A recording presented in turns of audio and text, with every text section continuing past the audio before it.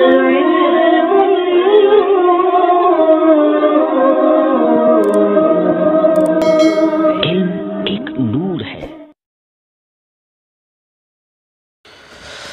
علیکم ورحمۃ اللہ تعالی وبرکاتہ۔ مرکز اہل سنت جامعہ رضویہ منظر اسلام کے یوٹیوب چینل ہم سبق درس نظامی میں آپ کا خیر مقدم ہے۔ جنہوں نے اب تک ہمارے چینل کو سبسکرائب نہیں کیا ہے وہ ضرور سبسکرائب کر لیں اور گھنٹی بھی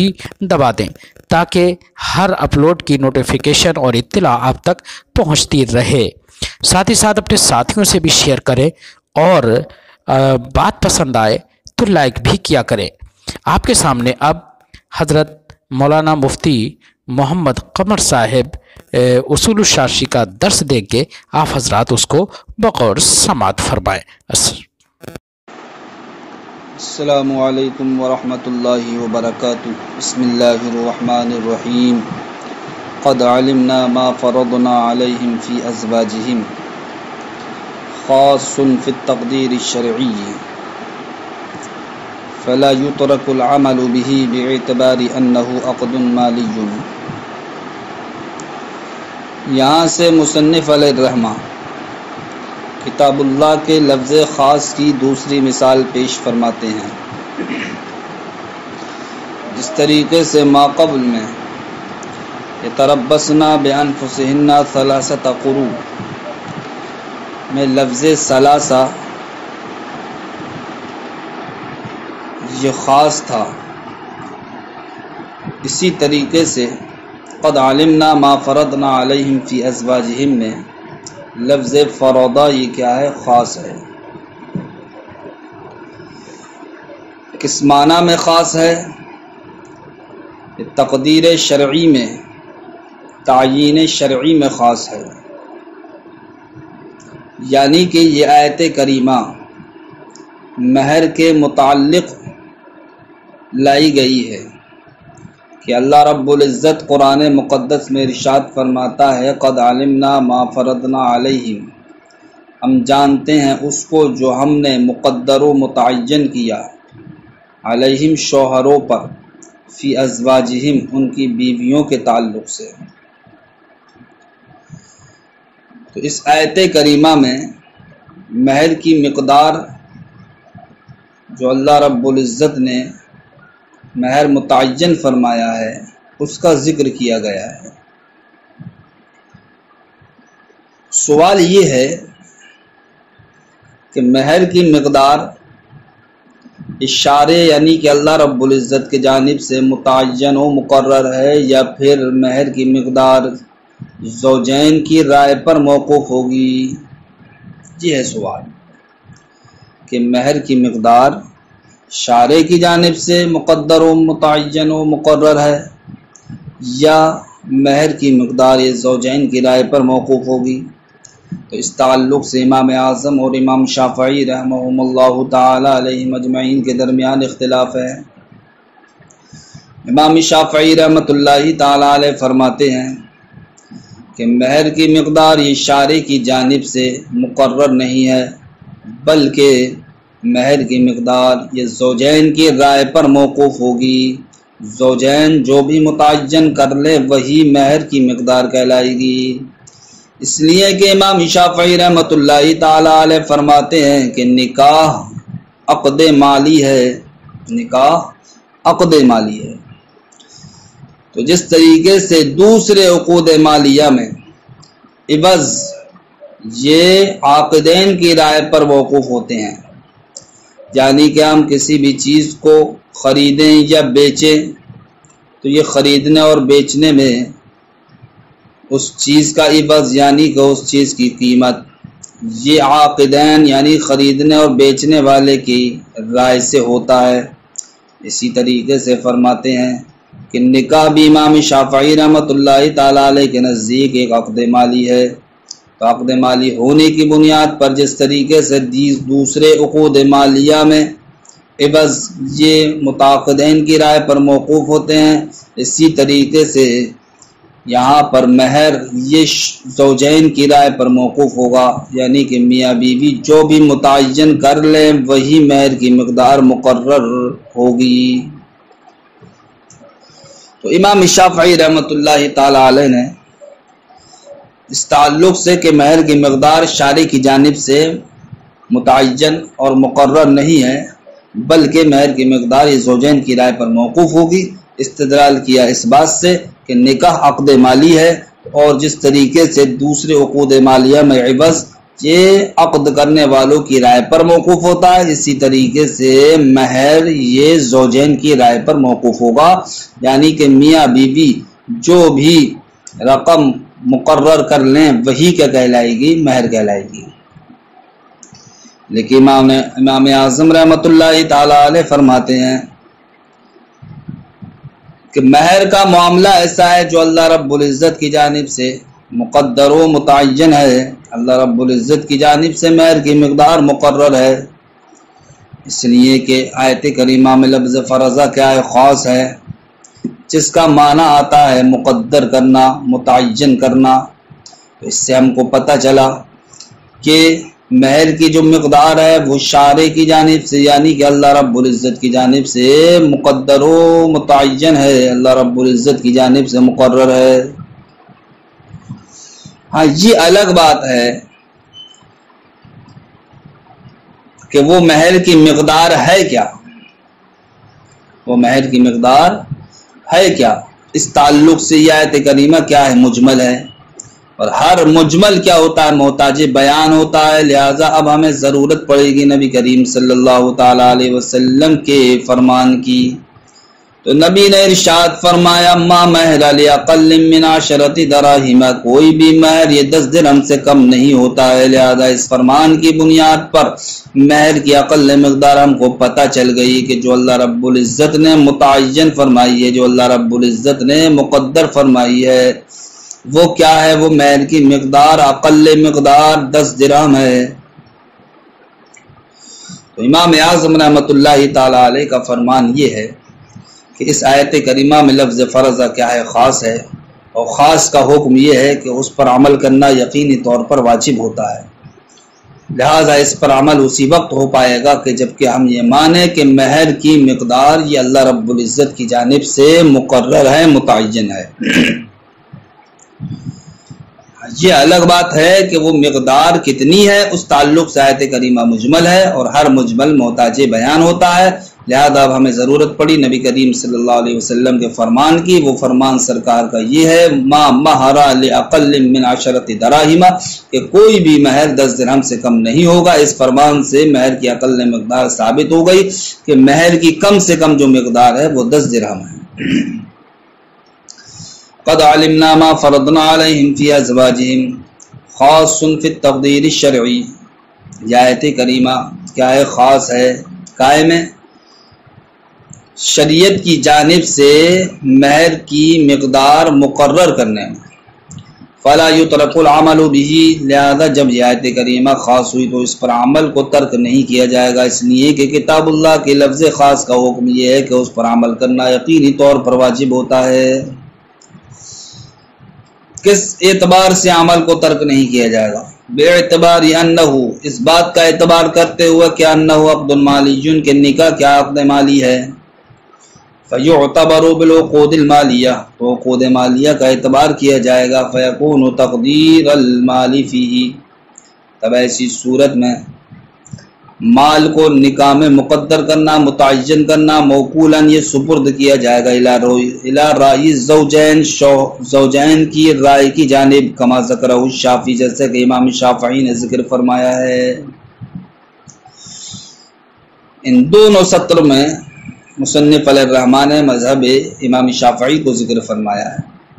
کہ ایسا نہیں ہے کہ جس طریقے سے امام شافعی فرماتے ہیں کہ نکاح عقد مالی ہے، تو جس طریقے سے دوسرے عقود مالیہ میں عوض جو متعین کیے جاتے ہیں وہ متعاقدین کی رائے پر موقوف ہوتے ہیں، اسی طریقے سے نکاح کو بھی عقد مالی مان لیا جائے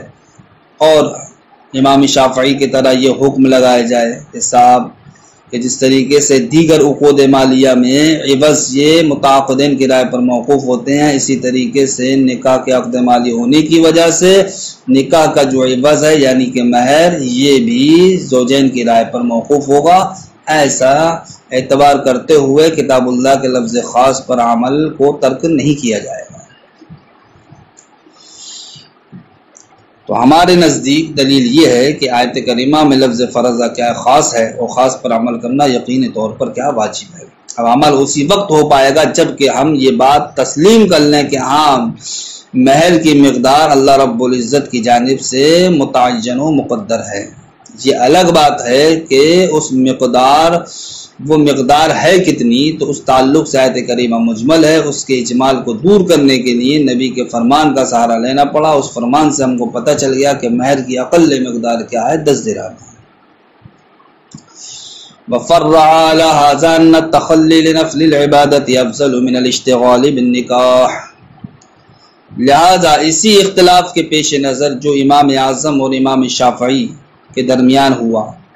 مصنف علیہ الرحمہ کچھ مسائل کی تفریح فرماتے ہیں، کچھ مسائل کی تخریج فرماتے ہیں۔ چونکہ امام شافعی رحمۃ اللہ تعالی علیہ کے نزدیک نکاح یہ کیا ہے، عقد مالی ہے، تو ان کے نزدیک نکاح عبادت نہیں ہے بلکہ نکاح کیا ہے، عقد مالی ہے، برخلاف امام اعظم رحمۃ اللہ تعالی علیہ کے کہ امام اعظم رحمۃ اللہ تعالی علیہ کے نزدیک نکاح یہ کیا ہے، ایک عبادت ہے، عبادت۔ اس لیے کہ نبی کریم صلی اللہ تعالی علیہ وسلم کا فرمان ہے، النکاح من سنتی فمن رغب عن سنتی فلیس منی، کہ نکاح میری سنت ہے، تو جس نے میری سنت سے روگردانی کی فلیس منی، تو وہ مجھ سے نہیں۔ اور اللہ رب العزت کا فرمان ہے، فانکحوا ما طاب لکم من النساء مثنی وثلاث ورباع، کہ تم نکاح کرو عورتوں سے جو تم کو اچھی لگیں، 2 سے، 3 سے، 4 سے۔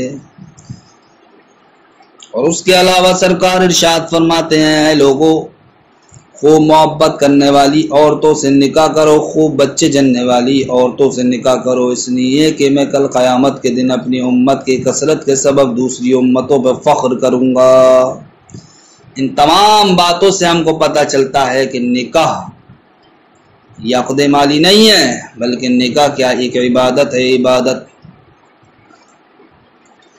اب اسی بات کو ذہن میں رکھتے ہوئے، اسی اختلاف کو ذہن میں رکھتے ہوئے کہ امام شافعی رحمۃ اللہ تعالی علیہ کے نزدیک نکاح عبادت نہیں ہے بلکہ کیا ہے، عقد مالی ہے، برخلاف امام اعظم رحمۃ اللہ تعالی علیہ کے کہ امام اعظم رحمۃ اللہ تعالی علیہ کے نزدیک نکاح عقد مالی نہیں بلکہ کیا ہے، عبادت ہے۔ لہذا اسی اختلاف پر مصنف علیہ الرحمہ کچھ مسائل کی تفریح فرماتے ہیں۔ پہلا مسئلہ یہ ہے کہ امام شافعی رحمۃ اللہ تعالی علیہ کے نزدیک نکاح میں مشغول ہونے سے افضل ہے نفل عبادت میں مشغول ہونا۔ نکاح میں مشغول ہونے سے امام شافعی رحمۃ اللہ تعالی علیہ کے نزدیک افضل کیا ہے، نفل عبادت میں مشغول ہونا، اس لیے کہ نفل اگر انسان ادا کرے گا تو امام شافعی کے نزدیک وہ عبادت ہے، اور نکاح کی رسم کو جو ادا کرے گا تو نکاح عقد مالی ہے، لہذا وہ عبادت نہیں ان کے نزدیک۔ اور عبادت میں مشغول ہونا امام شافعی فرماتے ہیں یہ دنیاوی کاموں میں مشغول ہونے سے افضل ہوتا ہے، اس لیے امام شافعی کے نزدیک نفل عبادت میں مشغول ہونا یہ نکاح میں مشغول ہونے سے افضل ہے، برخلاف امام اعظم رحمۃ اللہ تعالی علیہ کے، چونکہ امام اعظم رحمۃ اللہ تعالی علیہ کے نزدیک نکاح عبادت ہے، اس لیے نکاح میں مشغول ہونا یہ نفل عبادت سے افضل ہے۔ دوسرا مسئلہ یہ بیان فرمایا کہ امام شافعی رحمۃ اللہ تعالی علیہ کے نزدیک نکاح کو طلاق کے ذریعے سے باطل کرنا، جس طریقے سے بھی شوہر چاہے وہ تینوں طلاق ایک ساتھ دے دے یا 3 طلاقوں کو علیحدہ علیحدہ کر کے دے، یا جناب والا 3 طلاق ایک ہی جملے کے ذریعے سے دے دے۔ امام شافعی فرماتے ہیں جس طریقے سے بھی چاہے انسان اپنے نکاح کو باطل کر سکتا ہے طلاق کے ذریعے۔ وجہ وہی ہے کہ امام شافعی کے نزدیک نکاح چونکہ عقد مالی ہے تو عقد مالی کو جس طریقے سے انسان فسخ کر سکتا ہے، جس طریقے سے بھی چاہے باطل کر سکتا ہے، خیار عیب کے ذریعے، خیار شرط کے ذریعے، خیار رویت کے ذریعے، تو عقد مالی کو جس طریقے سے انسان باطل کر سکتا ہے، اسی طریقے سے امام شافعی فرماتے ہیں نکاح کو بھی طلاق کے ذریعے سے جس طریقے سے چاہے باطل کر سکتا ہے، چاہے تینوں طلاق ایک ساتھ دے دے یا تین طلاق علیحدہ علیحدہ دے یا تینوں طلاق ایک ہی جملے کے ذریعے سے دے دے، برخلاف امام اعظم رحمۃ اللہ تعالیٰ علیہ کے کہ امام اعظم رحمۃ اللہ تعالیٰ علیہ کے نزدیک نکاح کو طلاق کے ذریعے جس طریقے سے بھی شوہر چاہے باطل نہیں کر سکتا، اس لیے کہ نکاح عبادت ہے۔ اب اگر کسی انسان نے ایک ساتھ تینوں طلاق دے دی یا علیحدہ علیحدہ تین طلاق دی یا جناب والا ایک ہی جملے کے ذریعے سے تین طلاق دے دی تو اس نے یہ امر بدعت کیا، تو امر بدعت کرنے کی بنیاد پر، خلاف سنت عمل کرنے کی بنیاد پر وہ انسان گناہ گار ہوگا، اس کے لیے یہ اختیار نہیں ہوگا کہ طلاق کے ذریعے سے جس طریقے سے بھی چاہے نکاح کو باطل کر دے۔ تو امام اعظم رحمۃ اللہ تعالیٰ علیہ کے نزدیک ایسی صورت میں کہ انسان اگر تینوں طلاق ایک ساتھ دے دے یا تین طلاق ایک ہی طہر میں علیحدہ علیحدہ کر کے دے یا جناب والا تینوں طلاقیں ایک ہی جملے کے ذریعے سے دے، ایسی صورتوں میں وہ انسان گناہ گار ہوگا خلاف سنت عمل کرنے کی بنیاد پر۔ وَأَبَاحَ أَبْطَالَهُ بِالطَّلَاقِ، اور امام شافعی رحمۃ اللہ تعالیٰ علیہ نے نکاح کو طلاق کے ذریعے سے باطل کرنا جائز رکھا ہے، کیف ما شاء الزوج، جس طریقے سے بھی شوہر چاہے، من جمع و تفریق، چاہے تو تینوں طلاقوں کو ایک ساتھ جمع کر کے دے، و تفریق یا تین طلاقوں کو ایک ہی طہر میں علیحدہ علیحدہ کر کے دے، وَأَبَاحَ إِرْسَالَ الثَّلَاثَ جُمْلَةً وَاحِدَةً، اور یہاں تک کہ امام شافعی کے نزدیک نکاح کو طلاق کے ذریعے سے باطل کرنا جائز ہے کہ اگر کسی انسان نے تینوں طلاق ایک ہی جملے کے ذریعے سے دی تو وہ بھی امام شافعی کے نزدیک جائز ہے۔ وَجَعَلَ عَقْدَ النِّكَاحِ قَابِلًا لِلْفَسْخِ بِالْخُلَعِ، ایک اور مسئلہ مصنف علیہ الرحمہ بیان فرماتے ہیں کہ جس طریقے سے انسان بے کو فسخ کے قابل بنا دیتا ہے، اسی طریقے سے اقالہ وغیرہ کے ذریعے سے، اسی طریقے سے امام شافعی فرماتے ہیں کہ نکاح کو بھی خلا کے ذریعے سے فسخ کے قابل بنانا جائز ہے، یعنی کہ اگر انسان چاہے تو اپنی بیع کو جو اس نے کی ہے اقالے کے ذریعے سے فسخ کر سکتا ہے۔ تو امام شافعی فرماتے ہیں جس طریقے سے بیع کو انسان اقالے وغیرہ کے ذریعے سے فسخ کر سکتا ہے، اسی طریقے سے نکاح کو بھی خلا کے ذریعے سے فسخ کر سکتا ہے، اس لیے کہ نکاح بھی کیا ہے، یہ عقد مالی ہے، اور عقد مالی کو اقالہ وغیرہ کے ذریعے سے جب فسخ کرنا جائز ہے تو امام شافعی کے نزدیک نکاح کو بھی خلا کے ذریعے سے فسخ کرنا جائز ہے۔ پہلے تو آپ خلا کو سمجھیے کہ خلا کس کو کہا جاتا ہے۔ خلا کہتے ہیں کہ بیوی اپنے شوہر کو مال وغیرہ کے ذریعے سے طلاق دینے پر راضی کر لے تو اس طلاق دینے کو، شوہر کے اس عمل کو، یعنی شوہر جب طلاق دے گا تو اس کو خلا کہا جاتا ہے۔ شوہر کب طلاق دے رہا ہے؟ جب بیوی نے کسی مال وغیرہ کے بدلے میں طلاق دینے پر اپنے شوہر کو راضی کر لیا تو شوہر نے طلاق دے دی، اس طلاق کو خلا کہا جاتا ہے۔ خلا ہمارے نزدیک طلاق بائن کے درجے میں ہے، یعنی کہ خلا کے ذریعے سے طلاق بائن واقع ہوتی ہے، اور فسخ کا مطلب ہوتا ہے کسی چیز کو جڑ سے، اصل سے ہی ختم کر دینا۔ تو خلا کے ذریعے سے طلاق بائن واقع ہوتی ہے، تو اس سے ہم کو یہ پتہ چلا کہ خلا اگر کسی نے کیا تو اس کے ذریعے سے نکاح جڑ سے ختم نہیں ہوگا، بلکہ خلا کے ذریعے سے طلاق بائن واقع ہوگی۔ لیکن امام شافعی کیا فرماتے ہیں؟ امام شافعی رحمۃ اللہ تعالیٰ علیہ فرماتے ہیں جس طریقے سے بیع کو اقالے کے ذریعے سے فسخ کیا جا سکتا ہے، اسی طریقے سے نکاح کے عقد مالی ہونے کی وجہ سے خلا کے ذریعے سے اس کو بھی فسخ کیا جا سکتا ہے، یعنی کہ امام شافعی کے نزدیک اگر کسی انسان نے خلا کیا تو خلا کی بنیاد پر اس کا وہ نکاح از سر نو ختم ہو جائے گا، سرے سے ہی کیا ہو جائے گا، ختم ہو جائے گا۔ برخلاف امام اعظم رحمۃ اللہ تعالیٰ علیہ کے کہ امام اعظم رحمۃ اللہ تعالیٰ علیہ کے نزدیک نکاح چونکہ کیا عبادت ہے، عبادت، اس لیے خلا کے ذریعے سے نکاح کو فسخ کرنا جائز نہیں ہوگا۔ ثمرہ اختلاف اس صورت میں ظاہر ہوگا جب کہ کسی انسان نے کسی عورت سے نکاح کیا، نکاح کرنے کے بعد اب اس سے خلا کر لیا، تو اب خلا کرنے کی بنیاد پر عورت پر طلاق بائن واقع ہو گئی، تو ابھی اس عورت نے جس سے شوہر نے خلا کیا ہے کسی دوسرے سے نکاح نہ کر کے بلکہ پھر اسی شوہر سے نکاح کر لیا، تو اب امام اعظم رحمۃ اللہ تعالیٰ علیہ کے نزدیک شوہر صرف اور صرف 2 طلاق کا مالک ہوگا، برخلاف امام شافعی کے کہ امام شافعی کے نزدیک وہ شوہر اب بھی 3 طلاق کا مالک ہوگا، اس لیے کہ خلا نے نکاح اول کو جڑ سے ہی ختم کر دیا تھا، اور ہمارے نزدیک خلا کے ذریعے سے نکاح اول جڑ سے ختم نہیں ہوا تھا، اس لیے جب پہلے والے نکاح میں وہ 1 طلاق دے چکا ہے تو اب دوسرے والے نکاح کرنے کی وجہ سے صرف وہ 2 طلاق کا مالک رہے گا۔ حاصل کلام یہ ہے کہ امام شافعی رحمۃ اللہ تعالی علیہ نے عقد نکاح کو خلا کے ذریعے فسخ کے قابل بنایا ہے،